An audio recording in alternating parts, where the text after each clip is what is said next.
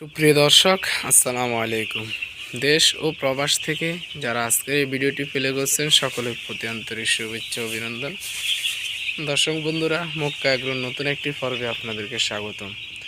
বরাবর ন্যায় আমি আছি হাফেজ নজরুল ইসলাম, নোয়াখালীর সদর উপজেলা থেকে। তো প্রিয় দর্শক, আজকে অত্যন্ত গুরুত্বপূর্ণ একটি বিষয় নিয়ে আলোচনা করব। না আমি এখানে কোনো বিজ্ঞাপন দিচ্ছি বিক্রি করার জন্য, না কোনো আমার স্বার্থ আছে এখানে। অনেকে আমার কাছে ফোন দেন যে ভাই, আমার মুরগির বয়স 1 মাস হয়ে গেছে, অথবা 1.5 মাস বা 2 মাস 3 মাস, যেরকম বয়সে হোক না কেন, বিশেষ করে 1 থেকে 1.5 মাস কিংবা 2 মাস বয়সের মধ্যে যেসব সমস্যা দেখা দেয়, তার মধ্যে অন্যতম একটি কারণ হচ্ছে যে অনেকে বলেন আমার মুরগি চুনা পায়খানা করে এবং হালকা হচ্ছে খাদ্য ছিটায়।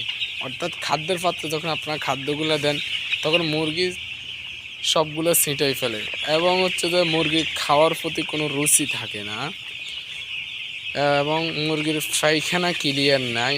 অনেক সময় দেখা যায় মুরগির পিছনে মল লেগে থাকে। তো নানান ধরনের সমস্যার জন্য একটি মাত্র ওষুধ ইউজ করলে আশা করছি আপনার মুরগিগুলো সুস্থ হয়ে যাবে। তো প্রিয় দর্শক, কথা বাড়াচ্ছি না, শুরু করছি সেই ওষুধ নিয়ে বিস্তারিত কথা। তো মূল ভিডিওতে যাওয়ার আগে অবশ্যই আমাদের চ্যানেলটি সাবস্ক্রাইব করবেন, পাশে থাকা বেল আইকনটি অন করে দিবেন। তো প্রিয় দর্শক, একটি কথা বলি, অনেকের হচ্ছে যে মুরগির বয়স 2 মাস কিংবা 1.5 মাস হলে মুরগি খাবার খায় না, মুরগি পায়খানা ক্লিয়ার থাকে না।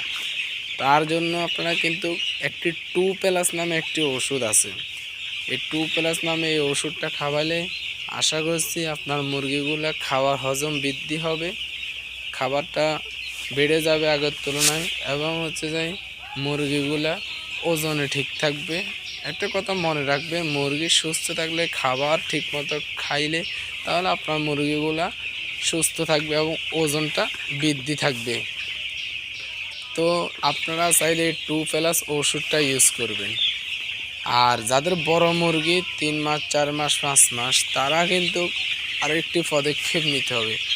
অনেকে বলেন যে মুরগি খাবার খায় না, খাবার হজম হয় না। অনেকে মুরগির কৃমির ওষুধ বা কৃমির ডোজ করান না। তাদেরকে বললো অবশ্যই মুরগির কৃমির ডোজ বা কৃমির ওষুধ করাবেন।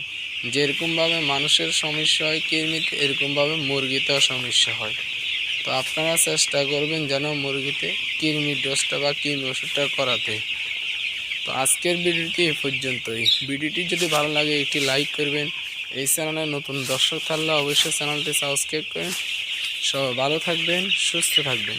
সকলের সুস্থতা কামনা করে এখানে বিদায় নিচ্ছি। আল্লাহ হাফেজ।